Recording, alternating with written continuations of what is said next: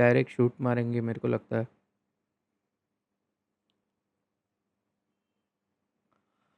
अरे यार सोबोसलाय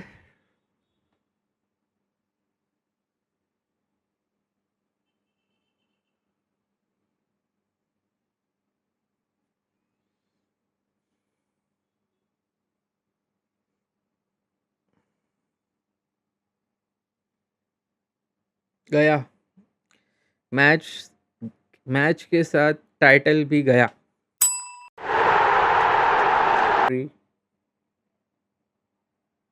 चरकी गोल, बर्नाडो का गोल भाई। Goal goal goal goal goal goal goal goal goal goal goal. Yes, come on. Equalise, City equalise भाई। Offside क्या check कर रहे हो भाई? अरे यार सोबोसलाई उधर पीछे खड़ा है भाई। नो ऑफसाइड, क्लियर गोल है भाई बर्नाडो का। 1-1 मैनचेस्टर सिटी। कम ऑन भाई, 15 मिनट्स टू गो। ओके, वरना लिवरपूल के प्लेयर चढ़ रहे थे भाई। Nunez Nunez Nunez Nunez Nunez. Penalty भाई, ये पेनल्टी है। Penalty penalty penalty. Yes, penalty.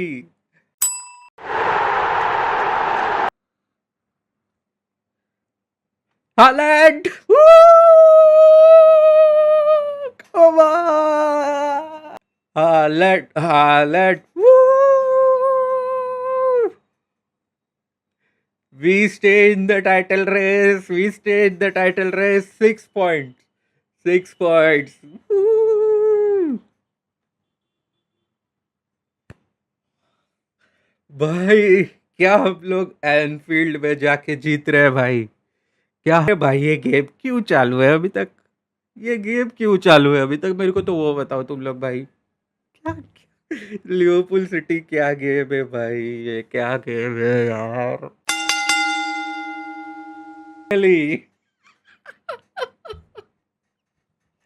भाई भाई भाई भाई, finally 2-1, 2-1 Manchester City have beaten Liverpool in Anfield, सारे क्राउड के सामने भाई।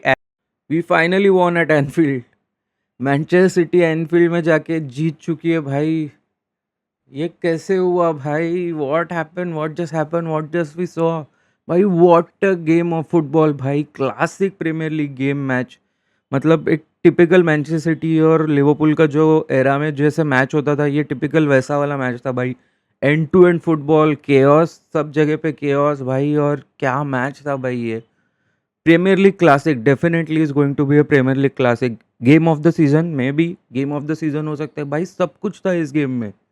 इस गेम के बारे में डिटेल में बात करते हैं, दोनों ही टीम्स के भी बारे में डिटेल में बात करते हैं। Welcome to the channel Football Chatter and Talks में आपका स्वागत है। तो चलिए शुरू करते हैं। ओके भाई, तो सबसे पहले तो बात करते हैं कुछ major talking points of the game. सबसे पहले तो भाई ओवरऑल जो ओवरव्यू हम लोग ने देखा, ओवरऑल क्या लगता है इस गेम के बारे में, उसके बारे में बात करते हैं भाई।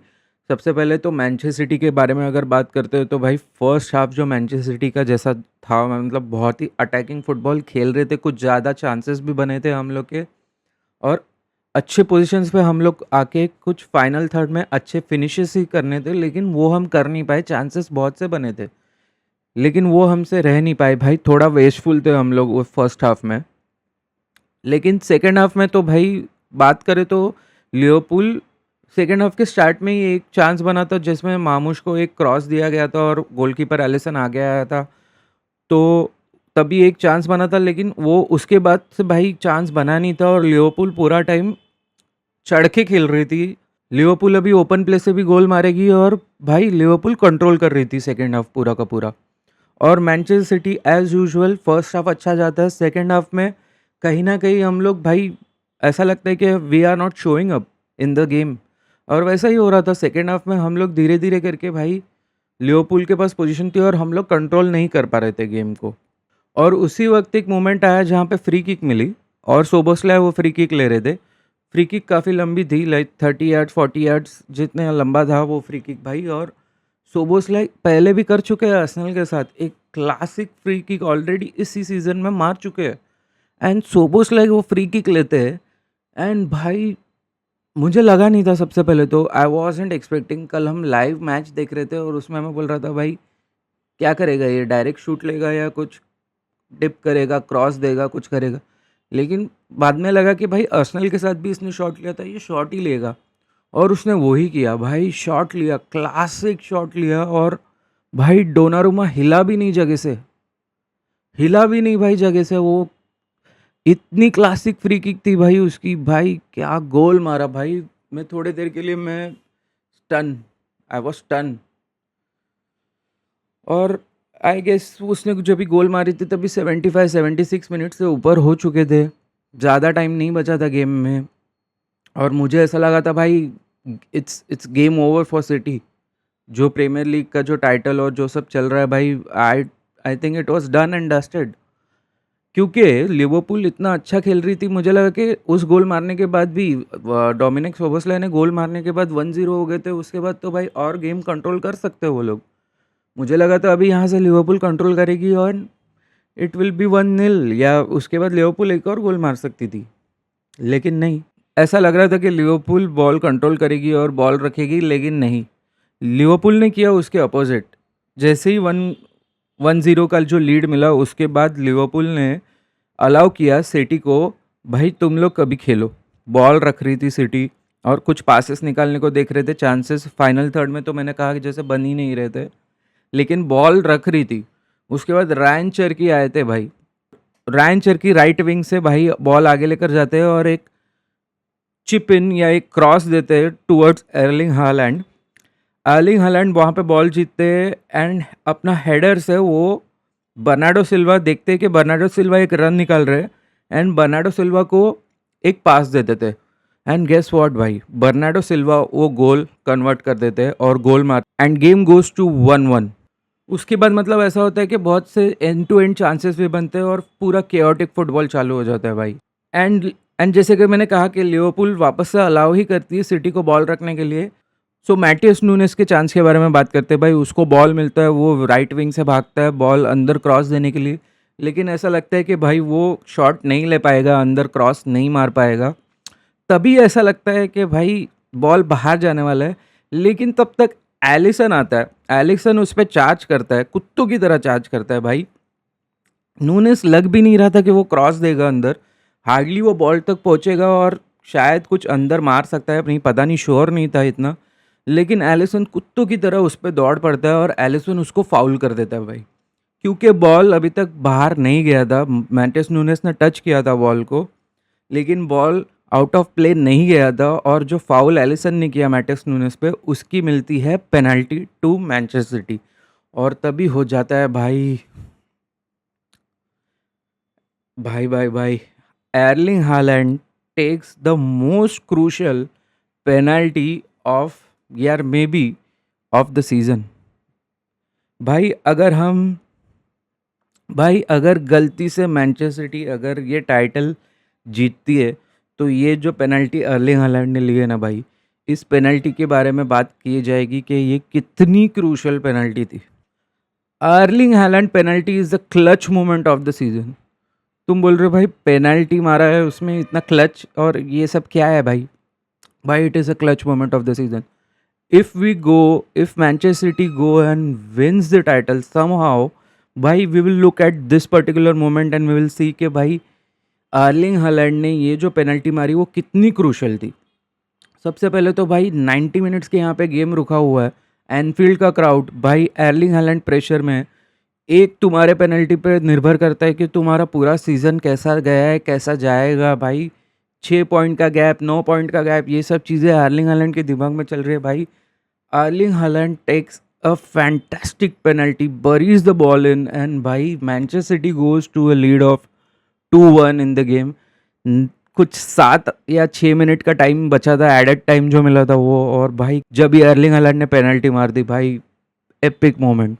एंड उसके बाद गेम आगे बढ़ता है भाई, स्टॉपेज टाइम में 7 मिनट मिल चुके हैं, लेकिन भाई 7 मिनट से ज़्यादा टाइम हो जाता है भाई, हम लोग 105 तक जाते हैं भाई। हम देखते हैं कि तभी मैक एलिस्टर एक शॉट लेते हैं आई गेस 70-97 मिनट्स या उससे ज़्यादा हो चुका था। हम देखते हैं कि मैक एलिस्टर आगे जाते हैं और वहाँ पे ओपन रहता है, उनको एक जगह मिलती है, वहाँ से वो एक शॉट लेते हैं एंड भाई डोनारुमा सेव्स इट।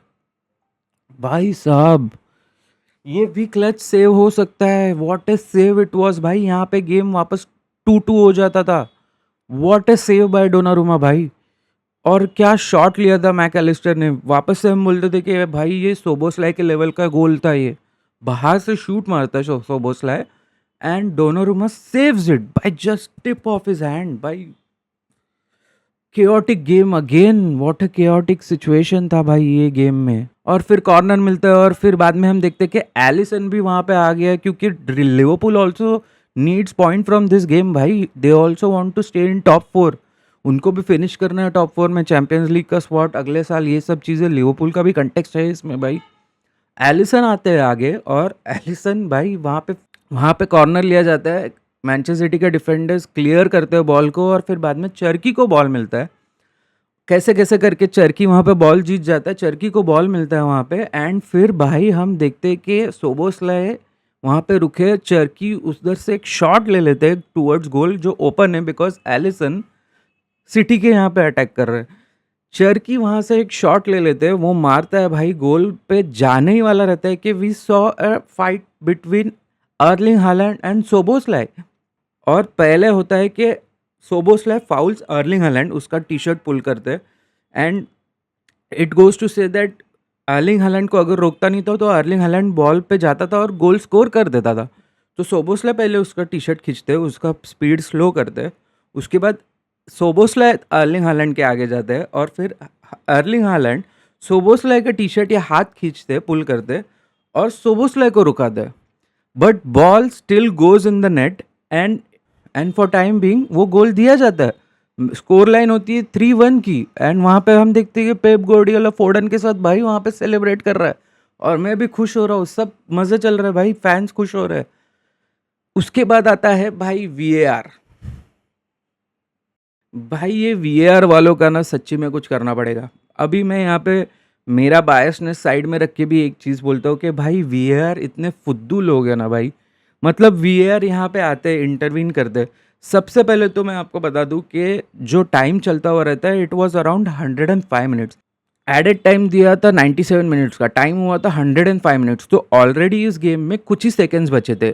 शायद गैरी नेवल ने कंफर्म भी किया था इन कमेंट्री कि भाई अभी कुछ ही सेकंड्स बचे हैं गेम में।